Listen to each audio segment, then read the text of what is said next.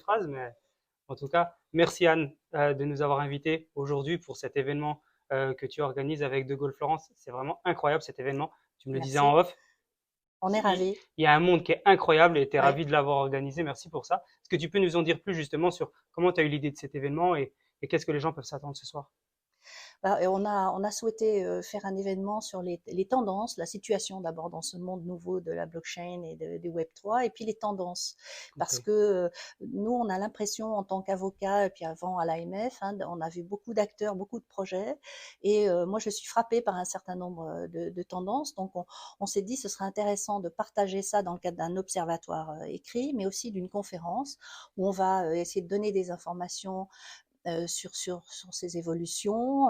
Et puis aussi, on va essayer de donner des conseils aux acteurs pour affronter la période qui vient, parce que comme vous le savez, on est à un moment crucial, puisque tellement. la réglementation européenne directement inspirée par la réglementation française, comme vous le savez, Mhm. est entrée en application pour le volet stablecoin au 1er juillet dernier et rentre en application au 1er janvier, enfin 30 décembre prochain pour le volet PSAN, ou Oui, CASP, si vous voulez. Et exactement. donc là, il y a vraiment un moment important pour les acteurs. Il faut qu'ils se positionnent et qu'ils aient une stratégie par rapport à ça, parce que s'ils n'ont pas la bonne stratégie pour obtenir les autorisations de travailler, ben, ils ne pourront pas plus Ouais, travailler. ouais, c'est clair. Ou plus à passeporter, avoir une activité en Europe. Donc, les enjeux sont absolument essentiels.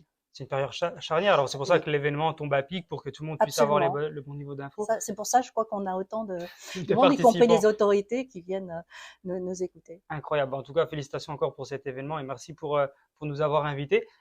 Pour les personnes qui ne te connaissent pas, même si on a déjà fait un podcast ensemble, est-ce que tu peux nous réexpliquer un petit peu ton parcours parce qu'il est formidable. On sait que tout ce que tu as fait, nous expliquer rapidement, bah voilà, pour les nouveaux auditeurs, qui est Anne Maréchal, qu'est-ce que tu as fait?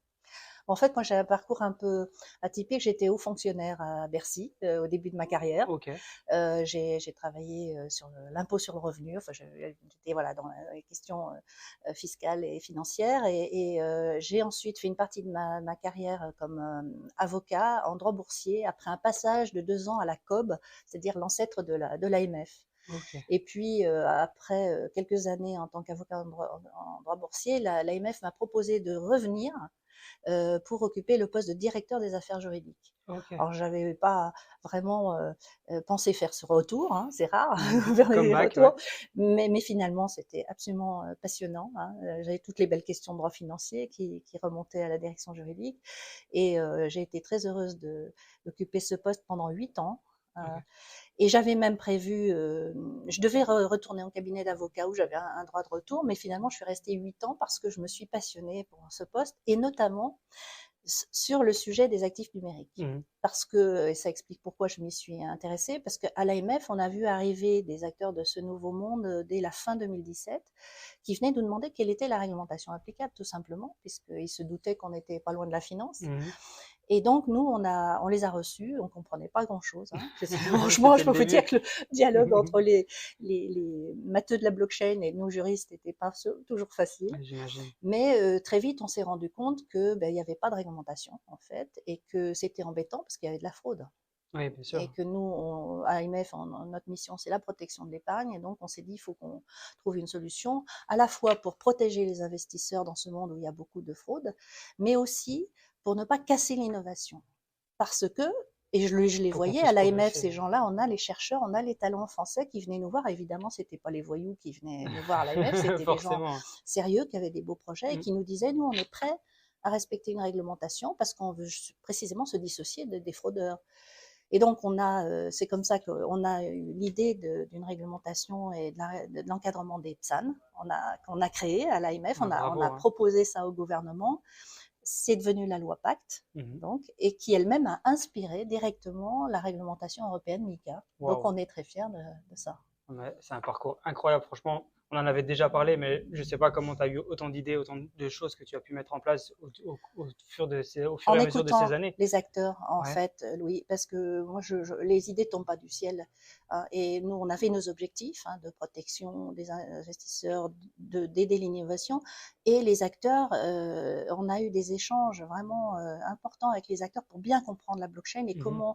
comment faire. Et l'idée qu'on a eue, moi, j'ai pas réinventé la roue, hein, on s'est inspiré de la réglementation financière Ok. existante, MIF 2, la réglementation qui est européenne, comme vous le savez. Ouais, oui, Moi, bien j'ai sûr. pris dans ces textes tout ce qui marchait avec la blockchain, en gros, Pour le et réutiliser. pour créer un cadre un peu comparable. Et puis, par contre, dès que ça bloquait, parce que la blockchain, eh ben, il n'y a pas d'intermédiaire, enfin, ça marche de façon très particulière, on a inventé de nouveaux concepts, de nouveaux systèmes pour que ça puisse encadrer harmonieusement et technologiquement de façon raisonnable ce nouveau monde sans l'étouffer. C'est fou. C'est fou. Et donc actuellement, le rôle de De Gaulle Florence, c'est toujours l'accompagnement des clients. C'est ce que tu as fait déjà toute ta carrière. Et là, du coup, tu as un nouveau, on va dire un nouvel élan grâce à De Gaulle Florence, où justement, le rôle de De Gaulle Florence, c'est d'accompagner en permanence ces nouveaux acteurs.